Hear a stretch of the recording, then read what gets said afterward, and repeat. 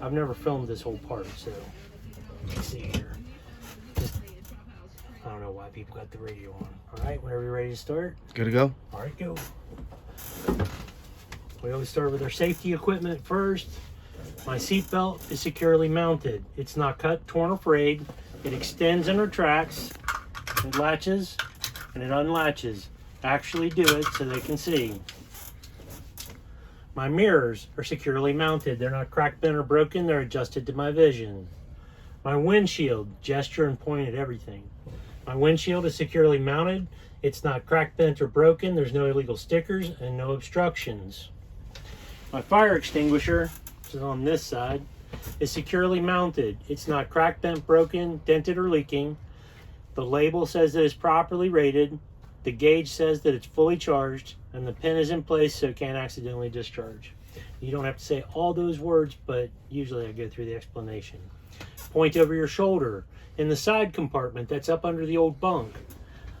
In my side compartment, I have 3 reflective triangles, and I have fuses of all sizes and types, unless the truck's equipped with circuit breakers. Okay, I'm now going to perform a safe start. I'm going to check to make sure my brakes are set, that my truck's in neutral. I'm going to put my hand on the key, and I'm going to start my truck up. Now, you're just going to rake your hands across the brakes. They are set. You just want to make sure. You're going to say the truck's in neutral, but with the key off, you won't be able to actually tell. So we're just kind of going through the motions. You're going to put your hand on your key and keep it there even after the truck starts. So I'm going to start my engine, and I'm going to watch for my oil pressure gauge to rise within the first 5 seconds. If it doesn't, I'm going to shut the engine off to prevent engine damage. The reason you're doing that is the oil pump is gear driven. So if the engine is turning over at all, you should have oil pressure. If, for whatever reason, you're not getting oil pressure, you want to shut the engine off as quickly as possible, because if it keeps going without oil, it'll weld itself into a big chunk of metal. Okay, after you say that, you're also going to say, I'm also watching for my ABS light, which is up here in the dash, to come on and go off. Now, if you listen very carefully, it's probably hard to pick up on the microphone, but there's clicks and things going on all around the truck. So when you first turn the key on, the reason that the ABS light comes on is it's just like all those other relays and things that are kicking on and off. They're testing themselves. So your ABS light comes on to check the ABS and make sure that it's going to pulse via the computer controlling it. Okay, if it comes on and stays on, that means your ABS is out. Now you can continue, if you're out on a trip, you can continue your trip, you'll still have brakes, but the ABS function, the computer controlled pulsation, will not be there. So you'll have like old traditional brakes. You should slow down, you should increase your following distance, and you should prepare to stop a little bit more in advance, because without the ABS, if you really hit the brakes hard, your brakes will lock up. That's what the ABS prevents, is a brake lockup, and you'll wind up fishtailing and losing it. Okay, so let's go back, we'll recap and do the whole thing straight through. I'm now going to perform a safe start. I'm going to check to make sure my brakes are set, my truck's in neutral. I'm going to put my hand on my key. I'm going to watch for my oil pressure gauge to rise within the first 5 seconds. If it doesn't, I'm going to shut the engine off to prevent engine damage. I'm also watching for my ABS light to come on and go off. Wait for a second, wait for a second. Keep your hand on the key. My oil pressure gauge is working properly and begun to rise. As soon as you say that, you can take your hand off. Don't forget to mention my ABS light did come on and go off. When you first go to start the engine, turn it to the on position and wait. Don't go to straight to start and then keep pressing harder to try to get it to start. Go to the start, wait for a second, then hit it into or turn it to the on and then hit the starter. But wait a second, because we're getting keys bent from people just muscling it, thinking if I turn harder, it'll start. That's not how it works. Okay, so we have pointed to our oil pressure gauge and acknowledged it was working. We've talked about our ABS light, acknowledged it came on and went off. Now we're going to continue. The next thing we want to do, this rod right here, if you push that down It allows the steering wheel to come up and down, in and out. I'm going to put it in the up position and lock it for a second. Your light switch is right here. Down is off, and the headlight symbol up here is on. We're going to turn our lights on. I'm going to put the steering wheel back down in a normal position real quick. All my dash lights are working properly. So that's acknowledging that everything is lit up properly when you turn the lights on. Now, when we start a system, we want to try to finish that system. So we had to get the lights on so we can see our dashboard better, plus we needed a place to fit it in. So we'll go right back into our gauges to finish that up. My DEF, or diesel exhaust fluid gauge, is working properly and has plenty of fluid. You don't have to say it's a quarter, half, 3/4, anything like that. It just has plenty. Now, your diesel exhaust fluid is the fluid that goes into the combustion chamber in the exhaust to burn up any excess or unburned diesel fuel that's caught on it. It's kind of like a big catalytic converter that shoots diesel exhaust fluid in there to assist in burning the stuff up. My water temperature gauge is working properly and begun to rise. My voltmeter is working properly and is between 14 and 15 volts. Now, your voltmeter measures the output of your alternator. So your alternator, as long as the engine is turning, should be creating electricity. When that creates electricity, some is used to actually power the truck, power the lights, any other electric accessories you're running, and then also have enough left over to recharge the batteries. It is a 12-volt system. My primary and secondary air pressure gauges are working properly and will cut out between 120 and 125. Now, that is where the safety valves on your air tanks are set. So if it gets to 150, you guys remember from the classroom what happens? Blows the safety valve. So it needs to cut off, and it varies between the manufacturers between 120 and 125 where it cuts out. Okay, so that's all of our gauges done. But we're going to stay in our dashboard. Another thing that we want to check is our indicators. Now, this does not tell you that your turn signals are working or not, although you can get a clue, because if they start flashing really fast, generally you have one that's out, on cars anyway. I would imagine this system is the same. The older trucks used to be that way. I haven't really thought about it in a while. But what we're actually checking is the indicator lights that tell you this light is or is not on. So I'm going to check my left turn signal, my right turn signal. Right here's your four-way flasher. I'm going to turn that on, and I'm pointing to where the lights are. My four-way flashers are working. And then you pull this stick straight back, my high beam indicator is working properly. Now, I want you to do it in that particular order, because left turn, right turn, get the oddball four-way flasher out of the way, finish up on your high beam so that your hand is on this stick. Because the other thing this stick controls is your windshield wipers. This is where you want to do them. I've had people want to do it when they do the windshield. The truck is not running when you're doing that. So wait till now when you have the power on and you have your hand on the stick and then control it. My windshield wipers are securely mounted. They're not cracked, bent, or broken. My wiper blades are securely mounted. They're not cut, torn, or frayed. They're firmly against the windshield. You press this straight in towards the steering column and hold it until they spray some. That's not good. So it should just spray a little bit of fluid. I will have to check that and see. It might be out. But you just want to run it enough till it actually sprays some fluid, and then just acknowledge. So anything you say you're going to check for, you want to acknowledge either did or did not happen. My windshield wipers are working properly and have plenty of fluid. Now next, in Kentucky, I have a city horn, which is the diamond, and an air horn. So you're just going to tell him where they are. I've got a city horn and an air horn. Would you like me to, don't actually hit it, would you like me to sound them? And he's going to say no, because of where you test at a way station that is also a place where people sleep. So generally he will not have you sound the horn because he doesn't want to wake people up or disturb them. So you just tell him where they are, that they're working properly. Would you like to hear them? And he'll say no. So that is everything that's right in front of you. Does it make sense how we started in the dash with everything and we worked our way up the steering column all the way up to the steering wheel? Okay, now that you're done with everything in front of you, on your way to the brakes, which is the main event, the holy grail, the valley of the shadow of death, we're gonna stop off right here. Okay, right here is your heater and your defroster. If you turn this where it's pointed straight at this piece of plastic or straight at the examiner, this will run your defrost and heat at the same time. Turn your fan on. It doesn't have to be all the way on. Now, if it's a hot day, you can leave it on cold so that you're not burning yourself up. If it's a cold day, you can leave it on hot. It doesn't matter. The temperature, you just want to show that it's directing air in those two places. Put your hand up here. My defrost is working properly. Put your hand down here. My heater is working properly. So those are working good. Now, here is a key part. I want you to leave the fan on at this point. You hear it?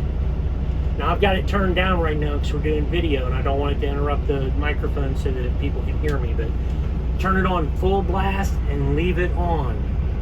I'll tell you why here in a minute. Okay, so now we're making it to the main event. This is pass fail.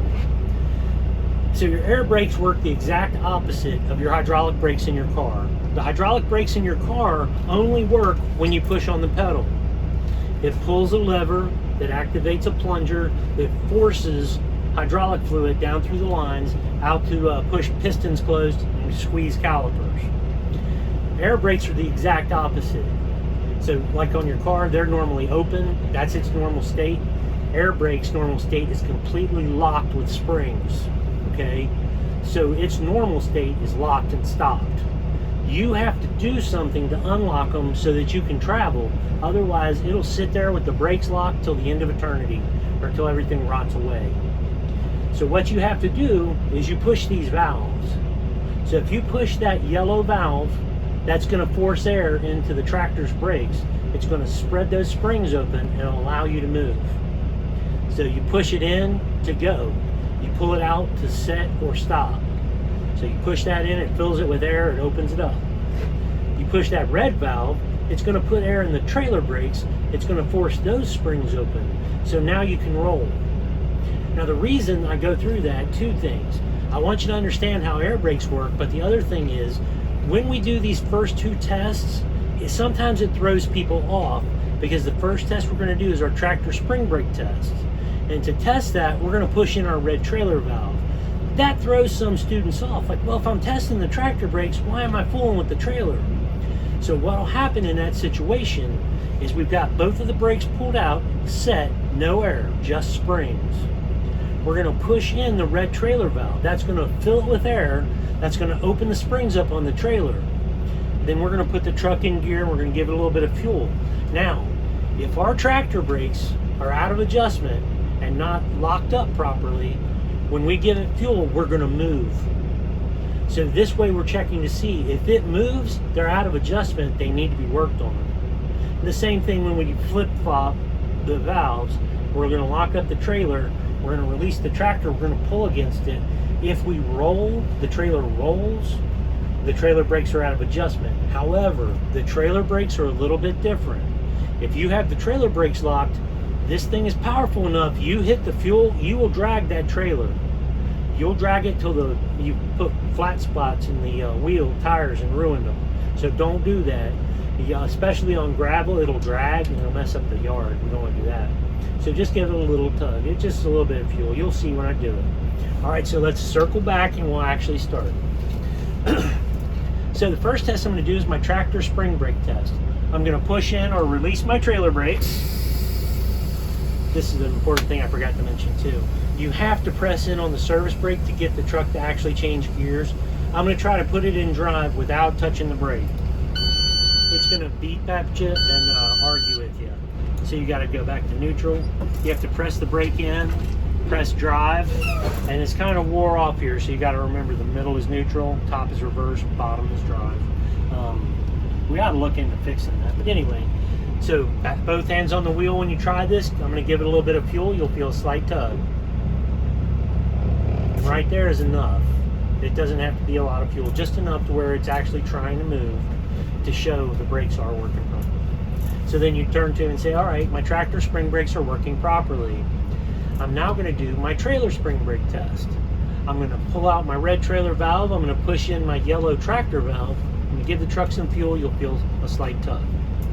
So set your trailer brakes first, release your tractor brakes, and then you just repeat. Give it a little bit of fuel. Right there, that should be enough. My trailer spring brakes are working properly. Okay, I'm now going to do my service brake test. I'm going to push in both valves. I'm going to pull forward 10 to 15 feet or 5 miles an hour. I'm going to come to a complete stop. I'm also watching for my steering wheel to pull left or right. Okay, so time out. What we're doing now is we're going to release both. We're going to pull forward using our service brake. Your service brake refers to your brake pedal. So we're going to pull up, we're going to try to stop. As long as we stop, the brakes are working properly. When we're saying about the steering wheel pulling left or right, what we're checking there for is to see if one of the other brakes is catching or locking up, where it would grab and the steering wheel would pull in the direction of the brake that's locking up. Does that make sense? If you guys ever have any questions, please stop me. That's what I get paid for, to answer questions. All right, so I'm just gonna give it a second to get in gear. I'll pull forward. And by the time you've pulled up 10 to 15 feet, you'll just barely graze 5 miles an hour. So just come to a nice even stop. All right, my service brakes are working properly and my steering wheel did not pull left or right. Okay, at this time in Kentucky, in the auto, which I forgot some of you guys are manual, we'll have to redo this. We're gonna go to neutral. I'm gonna set my brakes. I'm gonna move my steering wheel out of the way. I'm gonna grab my wheel chalk and I'm gonna set it here by my feet. I'm gonna take my seatbelt off. I'm gonna climb out 3 points of contact. I'm gonna climb down, reach back in, take my wheel chalk my wheel. I'm not actually gonna chalk it right now, but just to go through the motions. This is important. So Julian came up with this thing called SOB. Set brakes, outside chalk the wheels. I'm not doing it justice. Get back in, seatbelt on, brakes released. So get in, get your seatbelt back on, adjust your steering wheel, and then release your brakes. This is the most important part. Your brakes have got to be released to continue and actually do this. You'll see why when we get to the last test. Release your brakes. Now, check your gauges. Make sure you're over 90 PSI. With the wheels chalked, we should not roll.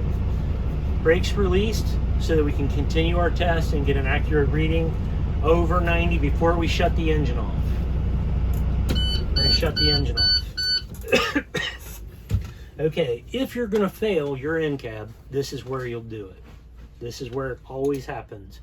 Sometimes it happens now when you chalk the wheels because you forget to re-release the brakes. But the majority of the time, everything else removed, this is where you're going to fail. So you have to get the engine turned off. So what you're doing is if the engine's running, the air compressor is constantly refilling the air tanks, right? So what we need to do is the next 3 tests we're going to do is with just the air that's in the tanks. So we need the engine off. Otherwise, it's just going to continue to fill the tanks as we do our tests. It won't be accurate. So we need our engine off. However, this is a failing, sad, depressed situation because our key is off. Our gauges are dead. We've killed our truck. We've killed our dreams of getting our CDLs today. We're going to have to go back to picking parts at UDF or whatever. I don't know. I'm trying to be funny, but I can't think of nothing good. However, like they say on YouTube, with this one simple trick, we're back in the running. Everything is lit up. Your gauges are going to come back to life. This is life. This is happiness. You are in the running to get your CDL today. Do you guys hear anything funny? Leave the fan on when you check the defrost and heat, because that's another audible signal. That's something else for you to hear. When that key is in the right position, associate that with happiness and getting your CDL. Because if that fan is on, that key's in the on position, your gauges are going to work. More importantly, most importantly, your low air warning is going to work. With the key off, you can't see your gauges. You can't read them. It won't be accurate. because the first test we're going to do is our air leakage test. You can't properly tell if you've lost any air if your gauges aren't working. So the second test, we're going to fan the brakes down till our low air warning comes on. That will not come on with the key off. However, the emergency brakes will pop regardless. Once you've lost enough air, they're going to pop. So that's the only thing. The other two are failed. So this is also where you have to give a slight disclaimer. We're going to demonstrate how to do these tests. We're not really doing these tests. So the air leakage test, the proper way to do it for real would be to press and hold the brakes. See how the needle is still moving? Because every time you push the brakes, it sucks air. Wait for the needle to stop, then time for a minute, and see if it continues to lose air. But on test day, you're going to tell him, I'm now going to perform my air leakage test. I'm going to press and hold my brake. I shouldn't lose more than 40 psi within 4 psi within a minute. Will you time me? That's key. You're going to ask him to time you because he's not going to make you wait a minute. So let's pretend I just now pushed it. He's going to say, okay, we're going to let off. Like I say, he's not going to make you wait a minute because he's trying to move the test along. But you're still going to pretend like you just did it. I did not lose more than 4 psi within 1 minute. The next test I'm going to do is my air leakage test. I'm going to fan my brakes down till at or about 60 psi when my low air warning buzzer and light will come on. So don't go crazy. This first fan down, just hit it a few times. Let's say 4 times. And wait. Because see how slow the needle moves? When it's losing air, it takes it a little while to register it. If you go absolutely insane that first time, it is possible to blow right through the low air warning and lose enough air that your emergency brakes will pop on the first fan down. You don't want to do that. So we might give it 1 or 2 more to get the other gauge to work, but I'd call it good as long as 1 is up and lit. I just say my low air warning buzzers and lights are working properly. Okay, so now I'm going to do my second fan down. Don't let those names fool you either. Remember, you've got the air leakage test, then the first, then the second. Don't let the first push you to do your first fan down first. Okay, I'm now going to perform my second fan down. I'm going to fan my brakes down till between 45 and 20. They're not really marked, but you just got to kind of guess at where they're at. Between 45 and 20 psi when my emergency brakes will pop. I've never seen an examiner in any state actually pay attention to what pressure it pops. So your whole existence now, you've got this far. This is the last hurdle you got to get through this pass-fail. Do not touch them again. But your eyes, your concentration, everything in your world is focused on those 2 knobs for right now. Go nuts on the pedal if you want. It's that kindergarten teacher who spilled milk on your windmill cookies and just threw it all away and didn't get you your snack that day. It's the judge that took your kids. I don't know what to use as an example. Just anything, but have fun with it. But keep your focus right here. This is all that matters in the world. As soon as they pop, my emergency brakes are working properly. Because that's what you're checking. What you're doing is when you fan the air out, every time you press it, you lose air. So once you've lost enough air, those springs are going to close. There's not enough pressure to hold them open anymore. So that's the test you're checking to make sure that the brakes will lock up. So let me turn this off so we're not going insane. On those, the air leakage and everything, if you get down to the point where you're getting a low air warning, as safely but as quickly as you can safely, get off the road and stop. Because if you're driving down the road, your engine's running fine, that air compressor should be able to keep up adequately with enough supply to keep you topped off with air. If you start getting a low air warning while you're driving and everything should be working correctly, you've got a problem. Get stopped because this is the final result. It will pop those brakes eventually if you lose enough. And it doesn't matter if you're going 6 miles an hour or 60, they're going to lock up. And then it's going to be a real bad day. Okay, so at that point, you're done with the incab portion. There's one more thing to the incab you have to do, but it's kind of exterior. You're going to turn to the examiner and ask him, would you mind stepping out to the left front corner where you can see the front and down the side of the truck and do my exterior light check? So he may or may not do it. You can just stay in here. We're just going to talk our way through it. So once he's out there in position, I strongly suggest you always start with your low beams. I don't know what it is, but people always forget the low beams and the tail lights. They'll remember high beams, brake lights, everything, but they always forget low beams and tail lights. So I always suggest you guys start with them. Now you're yelling out the window to him, are my low beams on? Yep. My high beams on? Yep. Now you unfortunately are sitting here listening to that beep because you have to have the key on to actually do this. I don't want to hear that, so we're just going to speak to it. High beams, left, right, four ways, clearance markers, if you can remember them, header lights. Would you mind stepping to the left rear of the trailer where you can see the back of the tractor and the back of the trailer? Because if you look at the back of the truck, you can see both sets of lights when he's back there. So hopefully he's going to give you credit for all those. Once he's back there, again, you're yelling out the window to him. Are my tail lights working? Because they're already on.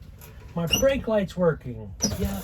Left, right, four ways, clearance markers, you're done. At that point, you've made it through. So he'll tell you to get out, or he'll come back up and he'll give you directions on what to do next. Usually it's restart your engine, rebuild air pressure. If you're in the automatic like this, he's going to have you ease forward or backwards a little bit depending. Reset your brakes, get out, collect your chalk, put it back away, and rebuild air pressure until you can do your skills. You're good to go.